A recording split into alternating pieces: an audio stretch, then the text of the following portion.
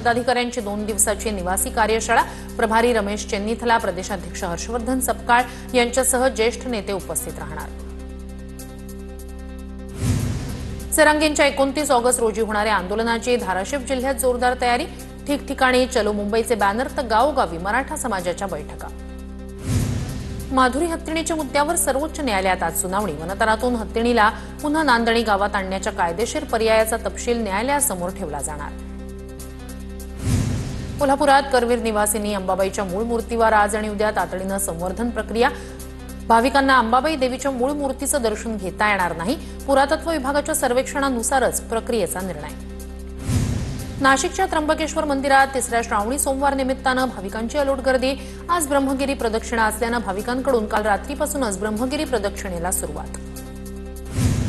हिंगोली औंढा नागनाथमधील नागनाथ मंदिरात भाविकांची गर्दी। श्रावणातील तिसऱ्या सोमवारी दर्शनासाठी मोठी गर्दी। मध्यरात्रीपासूनच मंदिर दर्शनासाठी खुलं। नागपूर पालिकेनं 20,289 बेकायदेशीर होर्डिंग्स, बॅनर्स आणि पोस्टर्स हटवले। जानेवारी ते जुलै 2025 या कालावधीत राबवलेल्या मोहिमेदरम्यान कारवाई। नियमांचं उल्लंघन करणाऱ्यांकडून तब्बल 1,75,000चा दंड वसूल।